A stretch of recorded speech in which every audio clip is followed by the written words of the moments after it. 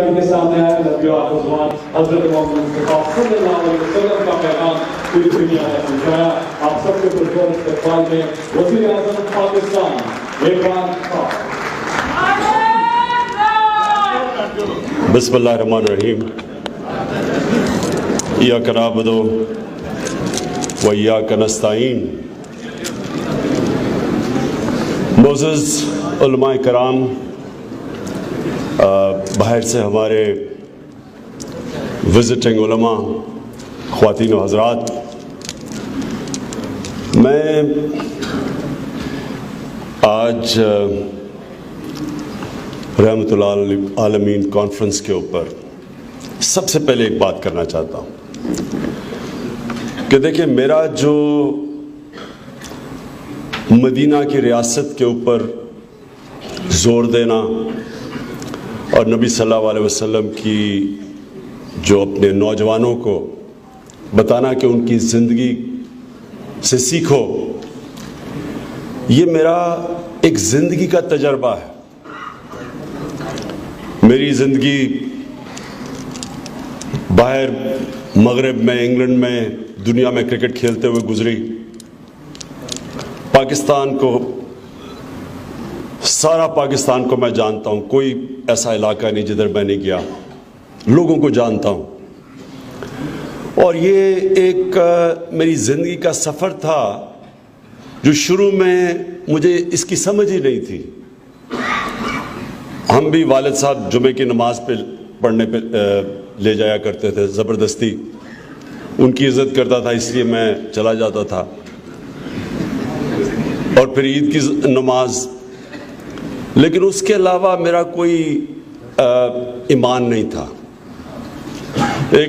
ہم جس طرح زیادہ ہوتے ہیں نا، مسلمان گھروں میں پیدا ہوتے ہیں، ہم بھی گھروں سے جو ایک قسم کا کلچر ہوتا ہے، لیکن اندر ایمان نہیں ہوتا. تو یہ جو میں اس سفر طے کر کے پہنچا ہوں، یہ اپنی زندگی کے تجربے سے میں نے سیکھا ہے. میں جو یہ سچ پہ پہنچا ہوں، یہ ایک بڑا لمبا سفر تھا. اور یہ سفر تو چلتا جائے گا، کیونکہ ایک سمندر ہے. ایمان آپ اس کی کتنے درجوں پہ پہنچتے جائیں، جتنے بھی زندگی میں آپ عبادت کریں گے، پڑھیں گے، تو آپ کو پتہ چلتا جائے گا کہ آپ کو کتنا کم پتہ ہے کہ کتنا یہ بڑا سفر ہے. لیکن میں اس نتیجے پہ پہلے پہنچ گیا، اور وہ یہ نتیجہ ہے کہ ہم دنیا میں رول ماڈلز ڈھونڈتے ہیں. کرکٹ میں جب میں کرکٹ کھیلنا چاہتا تھا تو میرے رول ماڈل تھے. وہ بدلتے جاتے ہیں، لیکن آپ کے ہر وقت کوئی نہ کوئی رول ماڈل ہوتا ہے کہ میں اس طرح کا بننا چاہتا ہوں. اور میں نے یہ جب میں بڑا ہو رہا تھا اور بڑے سب سے میرے ماں باپ نے اچھے اسکول میں بھیجا، وہاں ہمیں کبھی نہیں یہ احساس ہوا کہ ہمارا رول ماڈل نبی صلی اللہ علیہ وسلم کو بننا چاہیے. وہ ایک دین تھا، وہ ایک اپنی طرف تھا، ہمیں پڑھایا جاتا تھا. لیکن جو رول ماڈل تھے وہ اور تھے. کوئی فلم ایکٹرز تھے، کوئی پاپ سٹارز تھے، کوئی کھلاڑی تھے.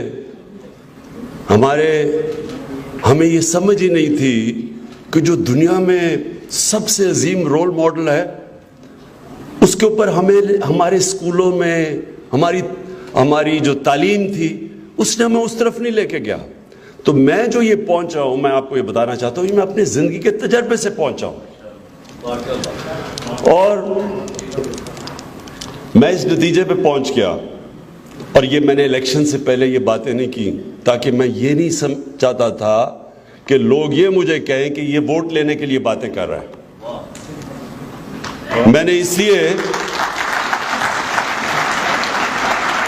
میں نے مدینہ کی ریاست کی باتیں الیکشن کے بعد شروع کی، جب الیکشن جیت گیا. کیونکہ دیکھیں، میرا یہ ایمان ہے، اگر ایک انسان نے عظیم انسان بننا ہے تو نبی صلی اللہ علیہ وسلم کو رول ماڈل بنا لو.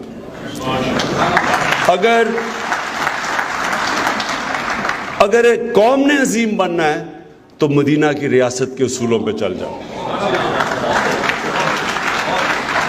کیونکہ یہ میں اس لیے کہہ رہا ہوں کہ یہ تو دنیا میں ثابت ہو گیا ہے.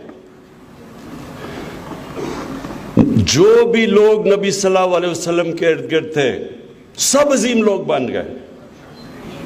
سارے ان کے صحابہ اس شروع میں تو عظیم نہیں تھے, ان کو دیکھ دیکھ کے لیڈر بن گئے سب. یہ دنیا کی تاریخ, اور مجھے افسوس سے یہ کہنا پڑتا ہے کہ ہمارا یہ نہیں پڑھایا جاتا, اور انشاءاللہ یہ ہمارے دور میں ہم اپنے تعلیم کا نظام ٹھیک کریں گے کہ بچے کو پتا ہو, ہر بچے کو پتا ہو کہ انہوں نے کس طرح ایک معاشرے کو تبدیل کیا. اور وہ سارا معاشرہ جن کو عرب تھے ریگستان میں رہنے والے, 2 سپر پاورز, ایک طرف رومن ایمپائر دوسری طرف پرشین ایمپائر, ان کی تو حیثیت ہی کوئی نہیں تھی. دیکھتے دیکھتے یہ لوگ, اور دیکھتے دیکھتے بھی آج کل کی دنیا میں تو دنیا تیز چلتی ہے, اس زمانے میں تو اونٹ پہ سفر ہوتا تھا. آپ یہ سوچیں کہ یہ ایک معجزہ ہے کہ ان کے نبی صلی اللہ علیہ وسلم کے دنیا سے پردہ کرنے کے بعد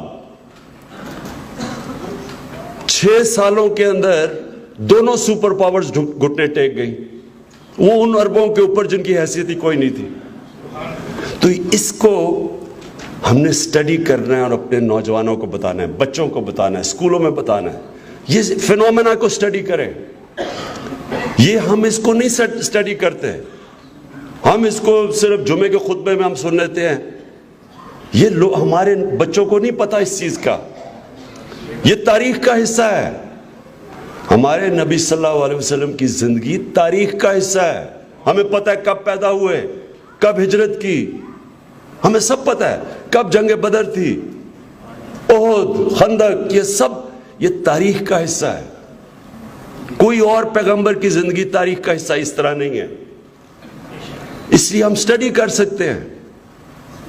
اور اس کو جب میں یہ کہتا ہوں کہ ہماری یونیورسٹیز میں ریسرچ ہونی چاہیے, اس کے اوپر باقاعدہ بتانا چاہیے, اس کو سمجھنا چاہیے فینومینا کیا تھا.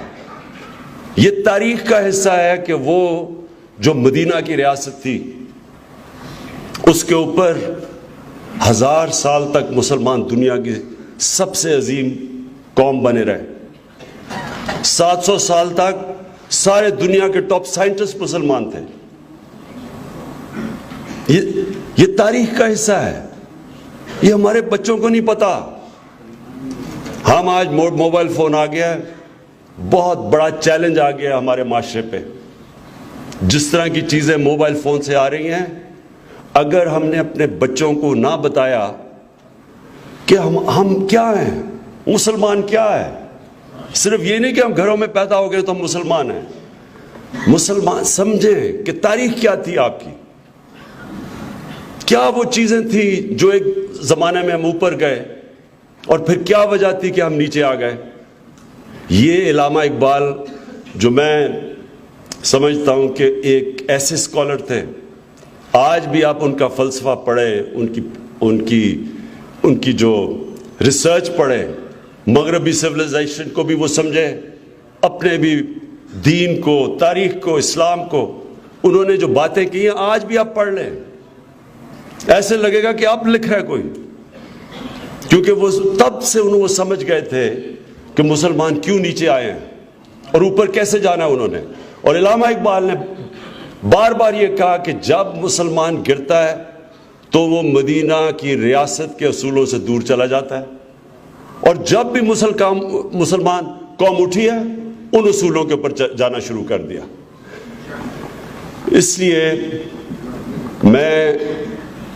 میرا یہ مشن ہے کہ پہلے تو ہم تعلیم کے نظام کو ایسا کریں کہ ہمارے بچوں کو سمجھ تو ہو کہ وہ کیا کیریکٹر تھا جس نے ساری مسلمانوں کو اٹھا کے کدھر سے کدھر لے گئے.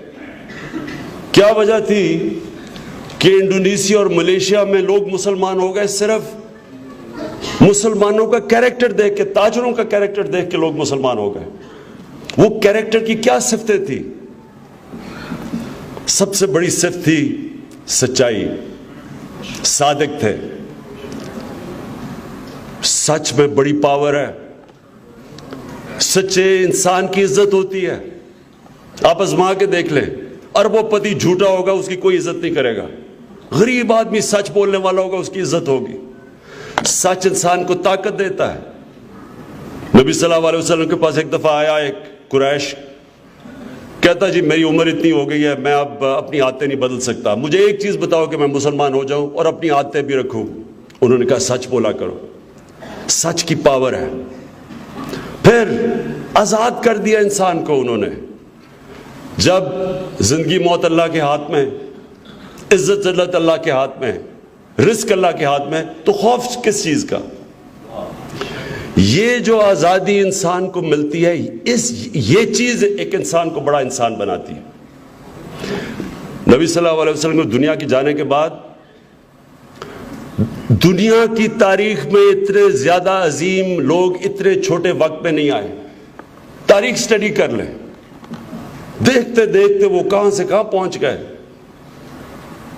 30 سال ان کی زندگی کے اس دنیا کے جانے کے بعد موراکو سے لے کے, ہندوستان سے لے کے سینٹرل ایشیا پر پھیل گئے.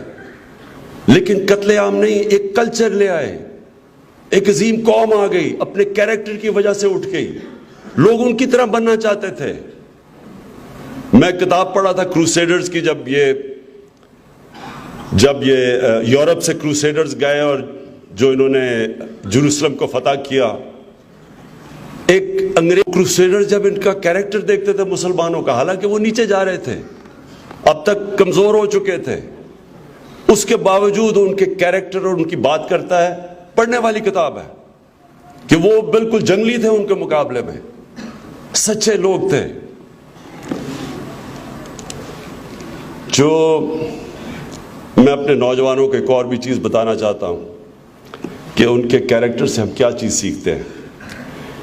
جب وہ مشن کی طرف نکلے, ہر قسم کی مشکلات کا سامنا کرنا پڑا, طنز کیا گیا, مذاق اڑایا گیا, دشمنوں نے کیا نہیں کیا, لیکن جو ان کی زندگی, کیونکہ قرآن میں اللہ ہمیں کہتا ہے ان کی زندگی سے سیکھو, تو ان کی زندگی سے ہم یہ سیکھتے ہیں کہ جب ایک انسان ایک مشن کی طرف جاتا ہے, سب سے پہلے تو اس کی مشن اپنی ذات سے نکل کے ہوتی ہے. یہ پیسہ بنانا مشن نہیں ہے. پیسے سے انسانوں کی زندگی بہتر کرنا مشن ہے. جو بھی انسان بڑا انسان بنا ہے, ہم ان کی زندگی سے سیکھ لیں, وہ اپنی ذات سے باہر نکل گیا. بڑا انسان وہ ہوتا ہے جو اپنی ذات کے لیے زندگی نہیں گزارتا. بڑے بڑے امیر لوگ آئے دنیا میں, کون سی دنیا کی تاریخ کس امیر آدمی کو جانتی ہے؟ لیکن اس امیر آدمی کو جانتی ہے جو اپنے پیسے سے انسانوں کی خدمت کرتا ہے. جب ان کی فوجوں نے فتح کر لیا سارا عرب, وہ انہوں نے اپنے اسی گھر میں رہے, مسجد نبی میں, محلات نہیں بنائے. جب وہ جا رہے تھے دنیا سے, کوئی جائیدادیں نہیں چھوڑی اپنی, کوئی پیسہ نہیں بنایا. یہ جو پیسہ بنانا ہے, یہ سب سے زیادہ بت پرستی ہے. یہ ہم یاد رکھ لیں کہ اگر انسان جب تباہ ہوتا ہے, وہ اپنی زندگی کی مشن پیسہ بنا لیتا ہے. ہم نے اپنے نبی صلی اللہ علیہ وسلم کی زندگی سے ہمیں یہ پتہ ہے کہ وہ اتنے عظیم آدمی تھے. کوئی آج تک جو مائیکل ہارٹ کی بات کرتے ہیں 100 گریٹسٹ مین, ان میں سب سے اوپر وہ ہمیشہ رہیں گے, کیونکہ کسی نے وہ اچیو کیا ہی نہیں جو انہوں نے کیا ہے. لیکن کیا انہوں نے, ان کا تو پیسہ بنانا مقصد ہی نہیں تھا, ان کی پاور بھی مقصد نہیں تھا. پاور بھی, پیسہ جو بھی وہ کرتے تھے ایک انسانیت کے لیے تھے. جتنے بھی بڑے بڑے صوفی آئے اس برے صغیر میں, آج بھی ان کے مزاروں پہ چلے جاؤ, لاکھوں لوگ جاتے ہیں وہاں, کیونکہ وہ ان کی سنت پہ چل رہے تھے نبی صلی اللہ علیہ وسلم. وہ بھی بڑے انسان تھے. جو ان کے راستے پہ چلتا ہے وہ بڑا انسان بن جاتا ہے. نیلسن منڈیلا, میں اس کی مثال اس لیے دیتا ہوں کہ اس نے بھی 27 سال جیل میں گزارا. جو بھی ان کی کیریکٹرسٹک فالو کرتا ہے وہ اللہ اس کو اٹھا دیتا ہے. اس نے 27 سال جیل میں گزار کے سب کو معاف کر دیا جب وہ جیل سے باہر نکلا, اور ساؤتھ افریقہ کو خون سے بچا لیا. اور جب تک ساؤتھ افریقہ رہے گا لوگ اس کی عزت کریں گے. اسی طرح فتح مکہ کے بعد انہوں نے بھی سب کو معاف کر دیا. یہ بڑے انسان تھے. قائد اعظم کو ہم کیوں قائد اعظم کی عزت ہمیشہ کریں گے؟ ٹی بی یا کینسر سے ان کو پتا تھا کہ وہ زیادہ دیر زندہ نہیں رہنا تھا. انہوں نے اس کے باوجود پتہ نہیں چلنے دیا کسی کو کہ ان کے پاس زیادہ ٹائم نہیں ہے, کیونکہ شاید ان کے مخالف کو اگر پتہ چل جاتا تو پاکستان نہ بنتا. اپنی مشن زیادہ بڑی زندگی سے تھی, ذات کے لیے نہیں کر رہے تھے. اور پھر یہ بھی ہمیں پتہ ہے کہ وہ انصاف کرتے تھے. یہ جو بھی انہوں نے بات کی ہاشمی بیگم نے, کہ انہوں نے کہا کہ میری بیٹی بھی اگر وہ جرم کرے گی تو اس کو بھی سزا ملے گی. مطلب یہ ہے کہ ان میں رحم بھی تھا اور انصاف بھی کرنا تھا, یعنی کہ جرم کو وہ معاف نہیں کرتے تھے, تاکہ معاشرہ اٹھتا تب ہے جب سزا اور جزا ہو معاشرے میں. اور وہی مدینہ کی ریاست تھی. کیا بڑی چیز تھی فلاحی ریاست. جو بھی ہمارے اعلی حضرت کے ہاشمی صاحب نے جو باتیں کی, انہوں نے کہا کہ بنیادی ضروریات اسٹیٹ ریاست کی ذمہ داری انسانوں کی پوری کرنے, اس کے بعد لوگوں کو انصاف دے کے آزاد کرو. جو انصاف ہے وہ انسانوں کو آزاد کر دیتا ہے. یہ جو ناانصافی ہے, یہ ایک ملک کے اندر سب سے بڑا جو ظلم ناانصافی کا ہے, میرٹ ختم ہو جاتی ہے معاشرے سے. معاشرے میں میرٹ ختم ہوئی, معاشرہ کبھی اوپر مقابلہ دنیا کا کر ہی نہیں سکتا. جو مدینہ کی ریاست میں جو اتنے بڑے عظیم لوگ اٹھے تھے, وہ کوئی اپنے خاندان تو بڑے بڑے نہیں تھے. وہ جو لوگ اٹھے وہ میرٹ کے اوپر. آپ وہی جو ایک کتاب بڑی زبردست ہے کہ جب یہ ایک دم دنیا میں پھیلے تو آپ کو پتہ چلے گا سب سے بڑی چیز میرٹ تھی. وہاں جو اچھا کام کرتا تھا وہ اوپر آ جاتا تھا. یہ ہے مدینہ کی ریاست جو اٹھی, میرٹ, انصاف. پھر تعلیم کے اوپر زور دیا. جو ابھی بابر اعوان کہہ رہے تھے کہ جنگ بدر کے بعد انہوں نے ایجوکیشن ایمرجنسی زور ڈالا تعلیم کے اوپر. اس لیے تو نہیں 700 سال تک سب سے جو ٹاپ سائنٹسٹ تھے مسلمان تھے. تو میرا یہ ایمان ہے کہ یہ پاکستان اٹھے گا جب انشاءاللہ ہم ان اصولوں کے اوپر اپنے ملک کو لاتے رہیں گے. کئی میرے لوگ بار بار مجھے کہتے ہیں کہ کدھر ہے جی یہ نیا پاکستان, کدھر ہے مدینہ کی ریاست. میں ان کو یہ سمجھاتا ہوں کہ وہ پہلے دن نہیں بن گئی تھی. یہ ایک جدوجہد کا نام ہے. ہو سکتا ہے وہ اس آئیڈیل تک ہم اپنی زندگی میں نہ پہنچے, لیکن ایک دفعہ راستے پہ لگ گئے یہ قوم اسی طرح اٹھ جائے گی. ہم جب نماز میں اللہ سے مانگتے ہیں کہ اللہ ان کے راستے پہ لگا جن کو تو نے نعمتیں بخشی, راستے پہ لگا, ہم اس راستے پہ لگتے ہیں. باقی تو کامیابی اللہ نے دینی ہوتی ہے. عزت اور کامیابی دینے والا تو اللہ ہے. ہمارا کام ہے اس راستے پہ لگ کے جد و جہد کرنا. اس میں مشکلات آئیں گی.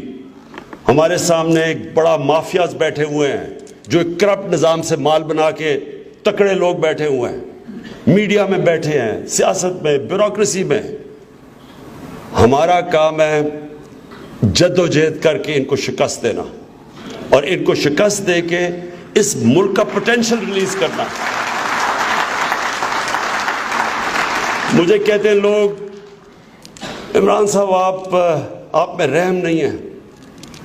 میں یہ بڑی جگہ سنتا ہوں, کیا رحم نہیں ہے جی؟ کہ جن لوگوں نے اس ملک کو کنگال کر کے مقروض کر دیا ان کو معاف کر دیں. میرا کام ان کو معاف کرنا نہیں ہے. میرے پیسے نہیں انہوں نے چوری کیے, قوم کے پیسے چوری کیے ہیں. یا لوگ غربت میں پھنسے ہوئے ہیں, لوگ مہنگائی میں پھنسے ہوئے ہیں کیونکہ لوگوں کا پیسہ چوری کر لیا. نبی صلی اللہ علیہ وسلم نے عبرتناک سزائیں دی تھیں جو کرپشن کرتے تھے. وہ بھی معاف کر سکتے تھے, وہ تو رحمت العالمین تھے. انہوں نے تو اپنی کہا کہ میری بیٹی کو بھی میں معاف نہیں کروں گا. کہنے کا مطلب یہ ہے کہ رحم ہوتا ہے کمزور طبقے کے لیے, غریب طبقے کے لیے, جو بیچارہ پسا ہوا طبقہ ہے, معذور ہیں, جو یتیم ہیں, جو بیوہ ہیں. رحم تو ان کے لیے ہوتا ہے. بڑے بڑے ڈاکوؤں کو کون رحم کرتا ہے؟ وہ تو معاشرہ اپنا تباہ کر دیں گے. رحم کر کر کے تو نعرہ دے کے تو معاشرے کا بیڑا غرق کیا ہم نے.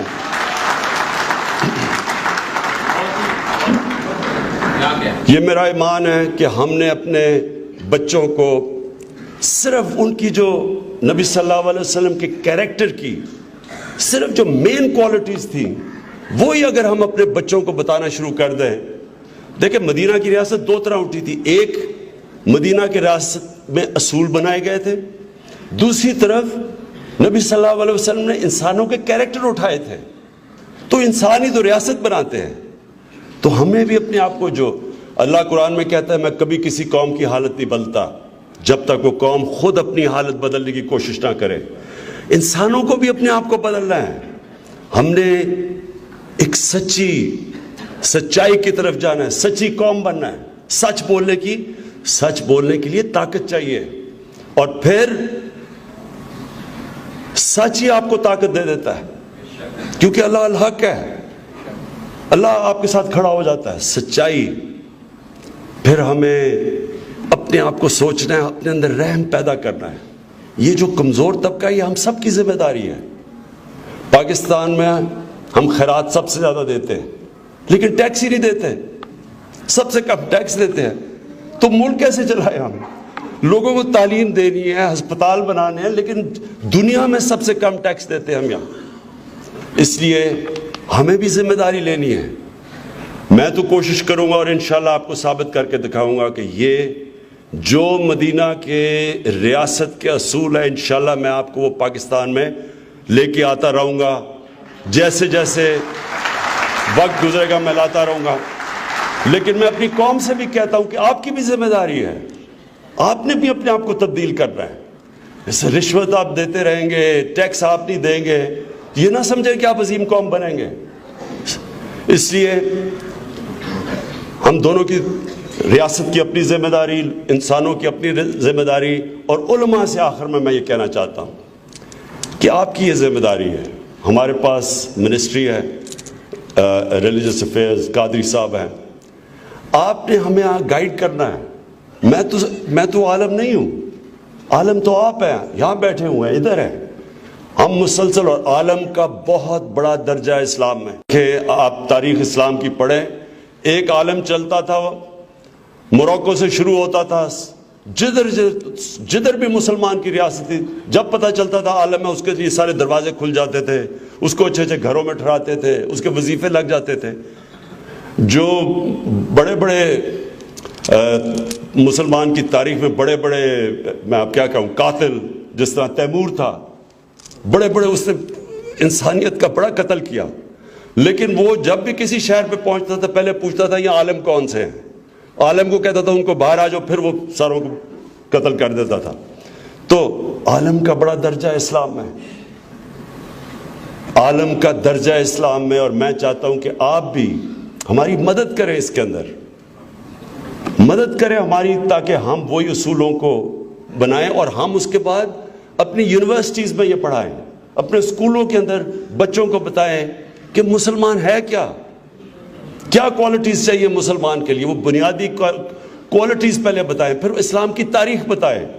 انشاءاللہ ہم یہ بھی کر رہے ہیں کہ ترکی اور ملیشیا کے ساتھ مل کے ہم نے فیصلہ کیا, پریزیڈنٹ اردوغان, مہاتر محمد ملیشیا اور ہم نے فیصلہ کیا ہے کہ ہم اب اسلام کی تاریخ کو ہم ان کی فلمیں بنائیں گے, تاکہ ہمارے بچوں کو پتہ چلے کہ خالد بن ولید کون تھا.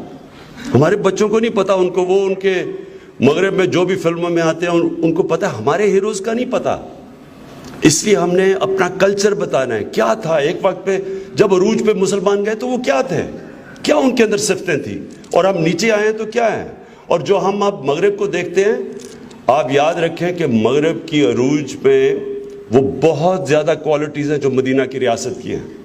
آج آپ اسکینڈینیویا چلے جائیں, آپ وہاں دیکھیں گے کہ جو فلاحی ریاست اسکینڈینیویا میں ہے مسلمان دنیا میں ویسی نہیں ہے. جو انصاف ہے وہاں ہمارے ملکوں میں نہیں, جو رحم ہے, جو ان کی عدالتوں انصاف دیتی ہیں, یہاں طاقتور کے لیے ایک قانون ہے, کمزور کے لیے دوسرا ہے, وہاں نہیں ہے. اس لیے جو بھی ان اصولوں پہ چلے گا, چاہے وہ کافر ہو, جو بھی ہو, اس نے اوپر چلے جانا ہے. اور ہم وہ جو کھو بیٹھے ہیں, ہم نے اب چیزیں واپس لا کے آ دی. جو علامہ اقبال بار بار کہتے رہے مسلمانوں کو کہ وہی جو سبق پھر پڑھ, جو وہ کہتے تھے کہ کیسے مسلمانوں پر گئے تھے, وہ پھر ہم نے اپنے آپ کو لے کے جانا ہے. اور یہ جو ہم کہتے رہتے جی میں لاہور کو پیرس بنا دوں گا تو میں ایشین ٹائگر بنا دوں گا, ہم نے پاکستان کو انشاءاللہ مدینہ کی ریاست کے اصولوں پہ ایک عظیم قوم بنانا ہے. بہت شکریہ.